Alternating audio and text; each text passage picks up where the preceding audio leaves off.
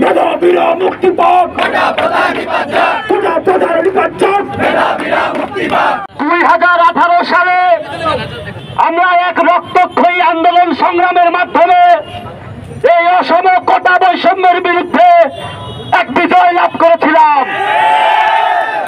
মাননীয় প্রধানমন্ত্রী দেশরত্ন শেখ হাসিনা প্রতিটি সাধারণ শিক্ষার্থীদের মেধার মূল্যায়ন করে প্রথম ও দ্বিতীয় শ্রেণীতে সকল প্রকার কোটা মহান জাতীয় সংসদে বাতিল করে দেন, জারি করেন পরিপত্র। রায়ের প্রতি সম্মান জায়গা থেকে আমরা তাদেরকে প্রত্যাখ্যান করছি। আমরা হাইকোর্টকে সম্মান করি, কিন্তু যে রায় আমাদের বিরুদ্ধে যায়, ছাত্র সমাজের বিরুদ্ধে যায়, দেশের স্বার্থের বিরুদ্ধে যায়, সেই রায় আমরা গ্রহণ করতে পারি না।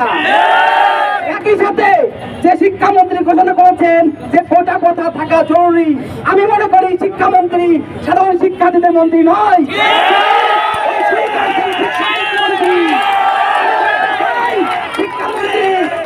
আমরা ছাত্র সমাজ স্বপ্ন বুনতে শুরু করেছিলাম, আমাদের মেধা, আমাদের মনন, আমাদের পরিশ্রম দিয়ে বাংলাদেশকে একটি সুখী সমৃদ্ধ স্মার্ট বাংলাদেশ হিসেবে সামনের দিকে এগিয়ে নেওয়ার।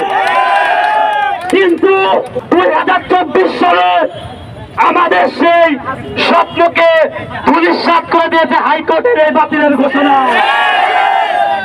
হাইকোর্টের এই বাতিলের ঘোষণা আমাদের প্রতিটি ছাত্র সমাজের প্রতিটি মেধাবী শিক্ষার্থীদের বুকে আগুন জ্বালিয়ে দিয়েছে।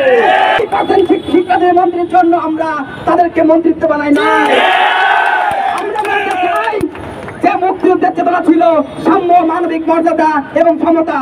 আমি মনে করি কোটা প্রথার মাধ্যমে সেই মুক্তিযোদ্ধাদের আদর্শের সাথে আমরা বরখেলাপ করেছি, সাংঘর্ষিক মনোভাব পোষণ করেছি।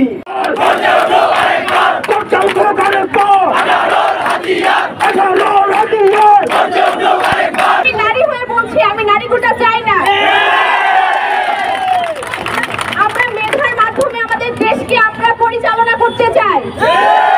আমরা বলতে চাই যে আমরা মেধার মাধ্যমে মেধাবী যারা আছে, যারা দেশের কর্তৃপক্ষ আছে, তাদেরকে চাই যে আমাদের মেধাবীর হাতে দেশকে আপনারা ছেড়ে দিন। আমরা মেধার মাধ্যমে আমাদের দেশকে স্মার্ট বাংলাদেশ গঠন করতে চাই, দুর্নীতিমুক্ত করতে চাই।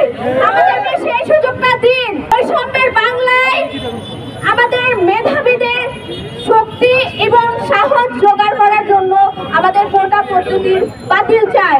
মুক্তিযোদ্ধাদের অবদান, মুক্তিযোদ্ধাদের যে কন্ট্রিবিউশন ছিল, এটাকে ভুলঞ্চিত করবেন না। মুক্তিযোদ্ধাদের অন্তরের অন্তঃস্থল থেকে শ্রদ্ধা জ্ঞাপন করি। তাদের এই বিশাল দানকে আপনারা প্রশ্নবিদ্ধ করবেন না। আমরা স্বাধীন বৈষম্যহীন বাংলা চাই। আমরা কোটা চাই না, কোটার পুনর্বহাল চাই না, আমরা কোটা মানি না। কোটা প্রত্যাখ্যান করলাম, স্বাধীন বাংলায় কোনো কোটা থাকবে না। আমরা বলতে চাই যে মুক্তিযোদ্ধারা স্বাধীন করেছে বাংলাদেশ, তাদের রক্ত, শ্রম এবং জীবন দিয়ে আমরা তাদেরকে সম্মান করি। সম্প্রতি দেখেছি মুক্তিযোদ্ধাদের ভাতা 20 থেকে 30,000 করা হয়েছে। আমরা স্যালুট জানাই, তাদের প্রয়োজনে সরকার পদক্ষেপ নিতে পারে, কিন্তু তাদের তৃতীয় প্রজন্মের প্রতি যে সহানুভূতি দেখানো হচ্ছে, যে কোটা ব্যবস্থা চালু হচ্ছে, সেটা ভবিষ্যৎ বাংলাদেশের জন্য অশনি সংকেত এবং ছাত্র সমাজের জন্য যে আমাদের মেধাভিত্তিক বাংলাদেশ নির্মাণের চেষ্টা করছি, সেখান থেকে আমরা পিছিয়ে যাব। 2018 সালে জারিকৃত পরিপত্র বহাল রাখতে হবে। যদি তা না হয় তাহলে আমরা বাংলাদেশের সর্বাত্মক আন্দোলন করে স্কুল কলেজ পর্যায় পর্যন্ত পৌঁছে যাব এবং বাংলাদেশের রাস্তাঘাট সবকিছু বন্ধ করে দেব। তখন সর্বাত্মক ক্লাস পরীক্ষা বর্জন চলবে। আমরা এই আলটিমেটাম দিচ্ছি।